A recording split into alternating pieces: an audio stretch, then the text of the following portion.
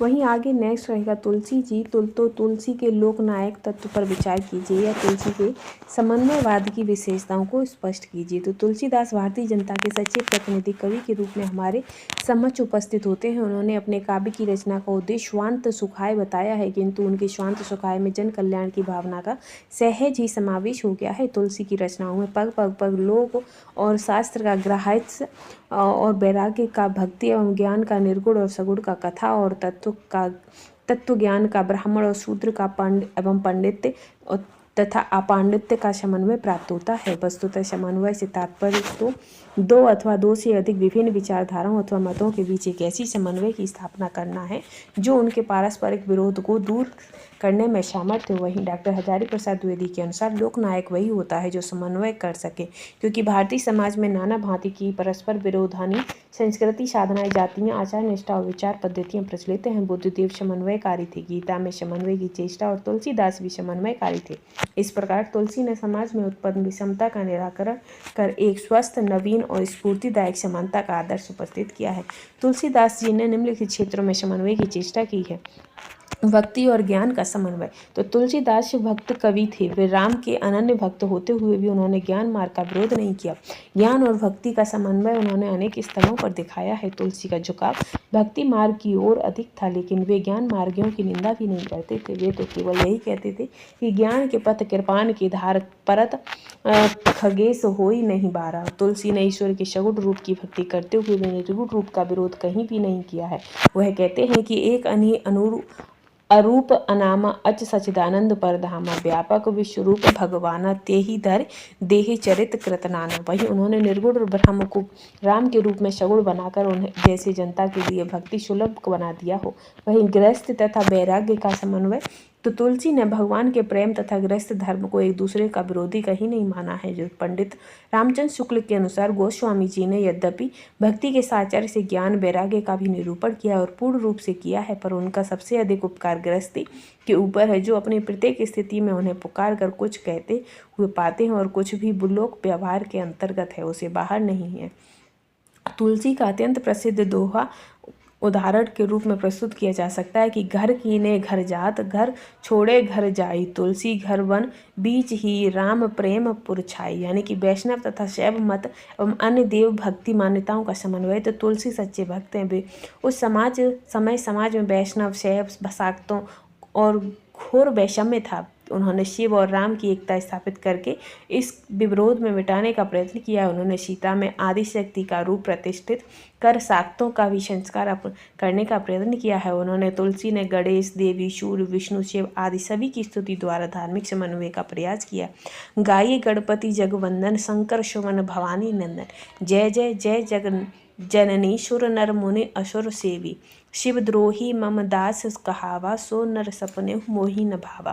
ब्राह्मण और शूद्र में समन्वय। तो तुलसी का लोकनायक रूप सबसे अधिक शाबरी एवं निषाद राजगुह प्रसंग में प्रकट हुआ है। वहीं तुलसी सिद्धांत वर्णाश्रम धर्म को मानते थे, लेकिन तुलसी ने जिस वर्णाश्रम की महत्ता स्वीकार की उसमें ब्राह्मण, क्षत्रिय, वैश्य, शूद्र इन चारों वर्णों और ब्रह्मचर्य, गृहस्थ, वानप्रस्थ, संन्यास इन चारों आश्रम के संतुलन की व्यवस्था की है। ब्राह्मण, क्षत्रिय, वैश्य और शूद्र सभी अपने अपने कर्तव्यों का पालन करते हुए परस्पर एक दूसरे का हाथ बटाते हुए समाज की उन्नति में योगदान दे सकते हैं।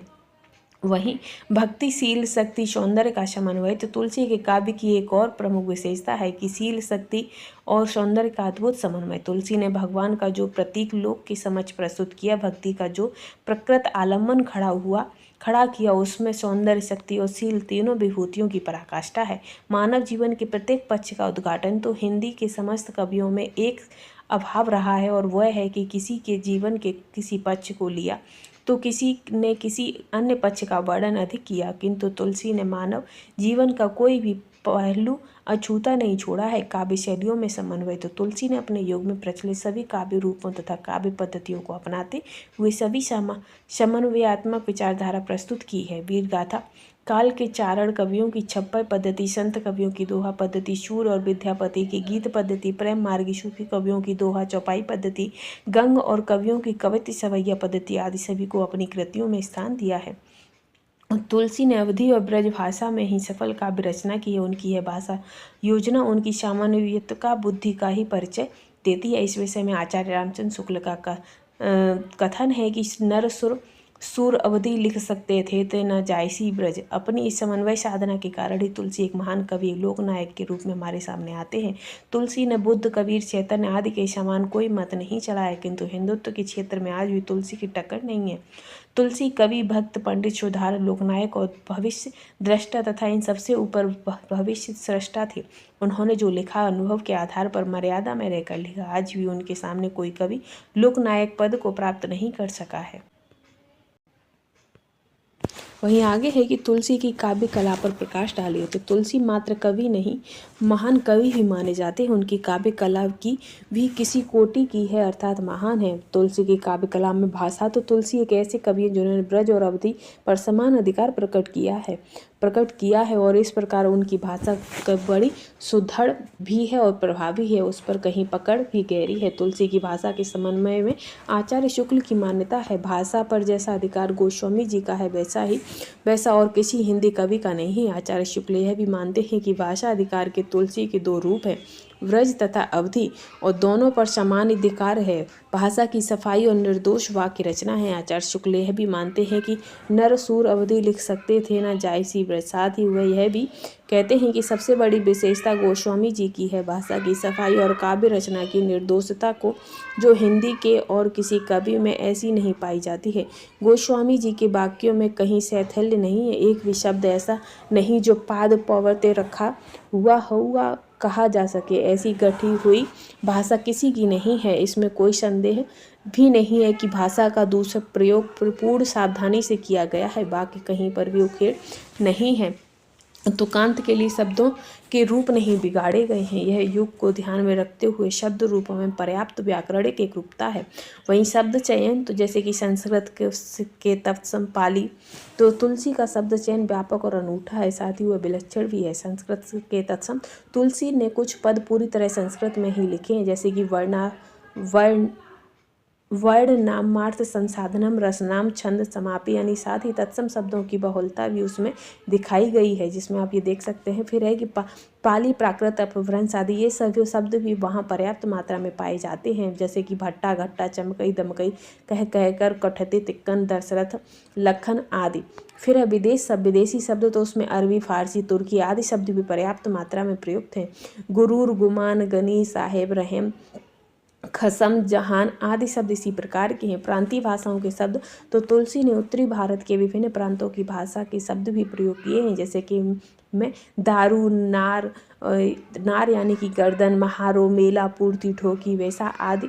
वही है कि हिंदी की अन्य बोलियों के शब्द भी तुलसीदास जी ने लिए हैं। वहीं मुहावरे और लोकोक्तियाँ, तो तुलसी की भाषा में मुहावरों और लोकोक्तियों की भरमार है, जैसे कि धोबी के सो कुकर, ना घर को ना घाट को, धान को गाँव प्यार, जे तानी जान ये आपने घना चबा, हाथ चारती है, दूध को जरियो पियत फूक फूकई, मथियो हो बाज सुर है कि गाडर ताती, रहत न आरत कि चित चैली। ऐसे इन्होंने यूज किए। वही है कि शब्द साकत्य शक्तियाँ, तो तुलसी की भाषा में अभिधा, लक्षणा, व्यंजना का प्रयोग बड़े सहज रूप में हुआ है। सरल एवं सुबोध रचनाओं में तो अभिधम्मा का ही प्राधान्य है, पर व्यंजना, लक्षणा का भी प्रयोग कम नहीं है। यथा जाहिगे, जारी, दीवारी को दियो में लक्षण का प्रभावी प्रयोग है। वहीं अर्थ अभिव्यंजना, तो अर्थ की दृष्टि से तुलसी की भाषा बड़ी सफल बन पड़ी है। यह स्थिति इस कारण विशेष है कि इनकी भाषा प्रसंगानुकूल है। स्त्रोतों में कीर्तन शैली की भाषा का प्रयोग हुआ है। तत्सम बहुलता, समास प्रधान, माधुर्य, गुण युक्त और संगीतात्मकता उनकी भाषा की विशेषता है। जय जय भगीरथी नंदनी, मुनि चकोर चंदनी, नर नाग विभुद वंदनीय, जय जनहु बालिका। दैन्य भाव की प्रदर्शन के समय भाषा एकदम सरल, सुबोध और प्रसाद गुण युक्त हो गई है। आवश्यकता अनुसार बोली तथा अन्य भाषाओं के प्रचलित शब्दों को भी समेटा गया है। राम कहत चलो भाई रे, नाही तो भव बेगा री मह परी है, छूटत अति कठिनाई रे। यह बात पूर्णतः प्रमाणित है कि तुलसी ने ब्रज और अवधि दोनों का ही बड़ी सजीवता, मार्मिकता, प्रभावोत्पकता एवं सफलता के साथ किया है। उनकी भाषा में कलात्मकता, सौंदर्यता, के साथ सामाजिक एवं सांस्कृतिक शब्दावली का प्राधान्य होने के कारण हमारे जन जीवन का समग्र रूप विद्वान है। उनकी भाषा, भाव एवं प्रसंग के अनुकूल होने के साथ साथ हमारे सांस्कृतिक एवं व्यावहारिक जीवन को चित्रित करने में पूर्ण, सशक्त एवं समक्ष दिखाई देती है। अलंकार योजना। तो तुलसी की अलंकार योजना भी बड़ी प्रभावी है। तुलसी ने सभी अलंकारों का बड़ी सहजता से प्रयोग किया है, पर उनका प्रिय अलंकार उपमा ही है। उपमा के क्षेत्र में तुलसी ने परंपरागत उपमानों का भी प्रयोग किया है और नवीन उपमानों का भी। जब नभ वाटिका रही है, फलत फूल रे, धुबा के से धौर हर देखी तू न भूल रे, जह जह जनी छोड़ी कमठ अंड की नाई। वहीं ये छंद योजना। तो छंद योजना में भी उन्होंने बड़ी का प्रयोग किया है, जिसमें छप्पई शैली, दोहा शैली और पद शैली, दोहा शैली, गीत शैली। वहीं संगीतात्मकता। तो तुलसी ने संगीत का तत्व पर्याप्त मात्रा में पाया है। विनय पत्रिका की रचना विभिन्न राग रागनियों में ही हुई है। वहीं है कि तुलसी की भक्ति भावना को स्पष्ट कीजिए। तो तुलसी की भक्ति को समझने की दृष्टि से वैसे तो उनके सभी ग्रंथ उपयोगी सिद्ध होते हैं, किंतु इस प्रसंग में विनय पत्रिका को ही अधिक महत्ता दी जाती है। इसका कारण यह है कि इस ग्रंथ में तुलसी की भक्ति का उन्मुक्त वर्णन करने का अवसर मिला है। उनकी चेतना प्रबद्ध निर्वाह या प्रसंग निर्वाह की चिंता से मुक्त रही है। विनय पत्रिका विभिन्न देवी देवताओं की स्तुति से आरंभ होती है। ये सभी देवी देवता राम रूप पर ब्रह्म की विभिन्न शक्तियाँ, ब्रह्मा विष्णु महेश उसी की शक्तियाँ हैं। हरई हरिता विधि विधाता, सवई सविता तो दही, सोई जानकी पति मधुर मूर्ति, मोदमयी मंगल कई। वही है कि राग निर्गुण भी और सगुण भी है। उनके अवतार लेने के कारण उनके अनेक हैं, किंतु उसमें से प्रधान केवल वात्सल्यता है। जीव उसी ब्रह्म रूप राम की अंश है। मायावश हो जाने के कारण ही उसे अपना वास्तविक रूप विस्मृत हो गया है। जिये जब ते हरि ते बिल गायो, तब ते तेह गे निज जानियो, मायावश स्वरूप विसरायो, ते ही भ्रम में दारुण दुख पायो। वही है कि भक्त को इस बात का पूरा भरोसा है कि हरि कृपा प्राप्त होने पर वह भ्रम से अवश्य ही मुक्ति पा लेगा, किंतु यह हरि कृपा भी हरि भक्ति से ही प्राप्त हो सकती है। अन्य सभी साधक निरर्थक है, अनुपयोगी। यानी कि जोग जप जिज्ञ विज्ञान ते अधिक अति अमल दृढ़ भक्त हूँ, परम सुख भरत हूँ। यानी कि हरि भक्तों के विभिन्न मतगत रूप ही व्यर्थ है, सर्वोपरि केवल राम भजन है। नाना पंथ निर्वाण के, नाना विधान बहुभांति, तुलसी तू मेरो कहे, जपऊ राम नाम दिन रात। वही है कि इतना सब कुछ होते हुए भी यह हरि भक्त ज्ञान भूमि से कम दुष्कर नहीं है। उसका कारण यह है कि उसमें चित्तवृत्ति का निरोध करके ब्राह्मी अवस्था में लीन होना पड़ता है। वही अर्थात संपूर्ण जीवत्व का परित्याग करना पड़ता है। इसके लिए व्यक्ति को संत की शरणी अपनानी पड़ती है। उसके लिए सतत अभ्यास और असाधारण आत्म संयम अपेक्षित है। कबहूँ यो यही रहियो, श्री रघुनाथ कृपालु कृपा ते संग स्वभाव गहायो, जहाँ जथा लोभ संतोष सदा, काहू सो कछु न चाहियो, परहित निरत निरंतर मन क्रम वचन नियम निभाइयो। वही यह सृष्टि या संसार या जगत प्रपंच है, किंतु उसके इस रूप की मीमांसा करने में जग जगाना भी उतना ही बेकार है। कारण यह है कि मीमांसा से भ्रम दूर नहीं होता है, भवतरास कम नहीं होता है, मन सर्वदा संशय और संदेह में फंसा रहता है। इसके लिए तो हरि भक्ति ही अचूक उपाय है।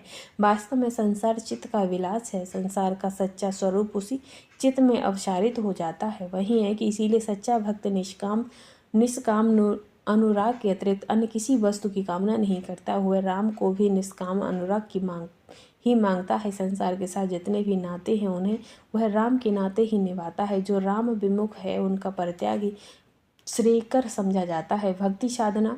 तो विनय पत्रिका के विभिन्न पदों में भक्ति के परंपरागत साधनों का ही भी वर्णन किया गया है, जिसमें से प्रमुख है नाम स्मरण, शरणागत, सत्संग, संत स्वभाव, चरित्र श्रवण, तीर्थ सेवन और हनुमान आदि। ये सभी भक्ति भाव हैं। वहीं भक्ति का सेवक सैव्य रूप। तो तुलसी की भक्ति सेवक सैव्य तथा दास्य भाव की भक्ति है। दास्य भाव की भक्ति में आलम्बन की महत्ता और अपने दैन्य की अनुभूति ही सब कुछ होती है। यद्यपि रामचरितमानस में भी दास्य भाव की भक्ति का प्रतिपादन हुआ है, किंतु विनय पत्रिका में उसके तीव्र तर रूप को अभिव्यक्ति मिली है। उसके दो कारण हैं कि विनय पत्रिका में कवि की अनुभूति को प्रबंध निर्वाह की चिंता से मुक्त रहने का अवसर मिला है।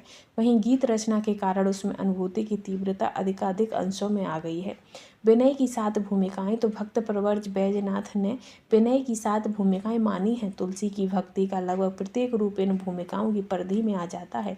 इन 7 भूमिकाओं से संबंधी पथ पद अग्र प्रकार हैं। दीनता, तो इस अवस्था में भक्त अपने को तुच्छ मानकर प्रभु की आराधना करता है। कैसे देहु नाथ खोरी काम लोभ भ्रमद मन हरि भगतई परे हरि तोरी। वही है मान मर्सता, तो इस अवस्था में भक्त अभिमान त्याग कर भगवान की शरण में आ जाता है। काहे ते हरि मोहि विसारो जानत जिन निज महिमा मेरे अद अद्यपि नाथ सवारो। भय दर्शना, तो इस अवस्था में भक्ति अपने भय को मन के भय दिखाकर प्रभु के चरण कमल को ही प्रेरित करता है। राम कहत चलो राम कहत चलो राम कहत चलो रे भाई नाही तो भव बेगार महे पर अपरि कहो छूटत अत कथनाई रे। भर्सना, इस अवस्था में भक्त मन को बुरा भला कहकर इष्ट देव की ओर प्रेरित करता है। ऐसी मूर्ता या मन की पर हरि राम भगत सुर सरिता आस करत ओस कन की। वही आश्वासन, तो इस अवस्था में भक्त आराध्य देव पर पूर्ण रूप से निर्भर होकर मन को धैर्य प्रदान कर उद्धार की ओर अग्रसर होता है। वही मनोराज्य, तो इस अवस्था में भक्त उस रहनी की ओर आकर्षित होता है जिसे अपनाना वह हरि भक्ति के लिए आवश्यक समझता है। वही विचारण, तो इस अवस्था में भक्त संसार की आश्रता को समझकर मन को संसार से हटाने का प्रयत्न करता है। इस प्रकार हम आचार्य रामचंद्र शुक्ल के साथ कह सकते हैं कि भक्ति रस का पूर्ण परिपाक जैसे विनय पत्रिका में देखा जाता है वैसा अन्यत्र नहीं है। विनय पत्रिका में दासी भक्ति अपने सुंदरतम रूप में प्रकट हुई है। वही नेक्स्ट क्वेश्चन है कि गोस्वामी तुलसीदास का जीवन वृत्तांत पर प्रकाश डालिए। ठीक है, तो इसमें आगे है कि रामाश्रयी शाखा के सर्वश्रेष्ठ कवि एवं संत तुलसीदास की जन्म तिथि और जन्म स्थान के विषय में विद्वानों में मतभेद है। उनका जन्म 1532 में हुआ था। कुछ विद्वानों के अनुसार इनका जन्म 1489 में श्रावण शुक्ल सप्तमी के दिन हुआ था। तुलसी के जन्म स्थान के विषय में कई मत प्रचलित हैं, जिसमें से उत्तर प्रदेश में बांदा जिले का राजपुरा ग्राम और एटा जिले का सोरो नामक स्थान प्रसिद्ध है। जब ये उत्पन्न हुए थे तो इनके मुख में दांत थे। इनका बचपन का नाम रामबूला रखा गया था। इनके पिता का नाम आत्मा राम दुबे और माता का नाम हुलसी था। इन्हें बचपन में ही माता पिता ने त्याग दिया था, अतः ये भीख मांगकर पेट भरते थे। अंत में बाबा नरहरिदास ने इन्हें अपने पास रख लिया। दीक्षा दी। रत्नावली नाम की कन्या के साथ इनका विवाह हुआ। इन्हें अपनी स्त्री से बहुत प्रेम था। एक बार उनकी पत्नी इन्हें बिना बताए अपने मायके चली गई। प्रेम की अधिकता के कारण तुलसी आंधी तूफान का सामना करते हुए उनसे मिलने आधी रात में अपनी ससुराल जा पहुंची। रत्नावली को यह अच्छा न लगा। हुआ उन्हें धिक्कारते हुए बोली, लाज न आवत आपको दौरो आयु साथ। तो पत्नी की इस फटकार ने तुलसीदास को संसार और भोगों से विरक्त कर दिया। उनके हृदय में राम भक्ति जागृत हो उठी। घर को त्याग कर कुछ दिन ये काशी में रहे, उसके बाद अयोध्या चले गए। बहुत दिनों तक ये चित्रकूट में रहे। यहाँ पर उनकी भेंट अनेक संतों से हुई। संवत 1631 में अयोध्या जाकर उन्होंने रामचरितमानस की रचना की। यह रचना 2 वर्ष 7 माह में पूर्ण हुई। इसके बाद इनका अधिकांश समय काशी में ही व्यतीत हुआ। संवत 1680 में इनकी मृत्यु हो गई। नेक्स्ट क्वेश्चन है कि सिद्ध कीजिए तुलसीदास जी समन्वयवादी कवि थे। तो तुलसीदास जी समन्वयवादी कवि थे। उनके काव्य में ज्ञान व्यक्ति कर्म व्यक्ति और समाज भाषा एवं सिद्धांतों का समन्वय हुआ। इनके समन्वय की भावना के कारण ही तुलसी भारत में लोक नायक का पद प्राप्त कर सके। संप्रदायों का समन्वय, तो तुलसी के युग में विष्णु शिव और शक्ति तीनों की पूजा का प्रचार था। तीनों संप्रदाय के नाक एक दूसरे का विरोध करते थे। रामचरितमानस में तुलसी ने इन तीनों संप्रदायों में समन्वय स्थापित किया है। शिव पार्वती को राम कथा सुनाते हैं तथा तुलसी ने राम से कहलवाया कि शिव द्रोही ममदासा कहावा सो नरमोही सपनेऊ नहीं पावा। आगे है कि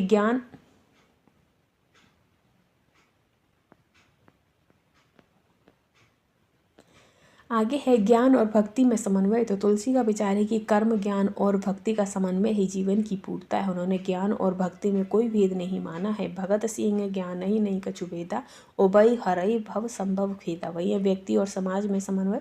तो तुलसी ने व्यक्ति और समाज में समन्वय स्थापित करके धर्म की रक्षा की है। उसके अनुसार विकास का आधार परिवार और व्यक्ति में समन्वय है। रामचरितमानस में दरअसल परिवार के सभी सदस्यों के माध्यम से तुलसी ने व्यक्ति और समाज में समन्वय स्थापित किया है। जाति समन्वय, तो तुलसी ने भक्ति के माध्यम से शूद्रों तथा ब्राह्मणों में समन्वय किया है। शूरवंशी भारत और ब्राह्मण शिरोमणि विशिष्ट ने विभोर होकर नीच कुल में जन्म लेने वाले निषाद और केवट आदि को अपने गले लगाया। राजा प्रजा में समन्वय की दृष्टि से तुलसी ने आदर्श राम राज्य की योजना की है।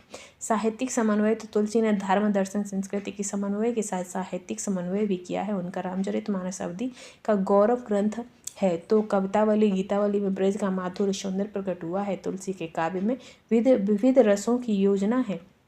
उन्होंने प्रबंध और मुक्तक दोनों शैलियों में अपनाया है। तुलसी ने सबको यह उपदेश दिया है कि संसार में अनेक विचारों के व्यक्ति हैं, फिर भी वो सबको प्रेम भाव से रहना चाहिए। तुलसी ये संसार में भांति भांति के लोग हिलिए मिलिए प्रेम से, नदी नाव सहयोग। वहीं नेक्स्ट है कि तुलसी के अलंकार विधान पर प्रकाश डालिए।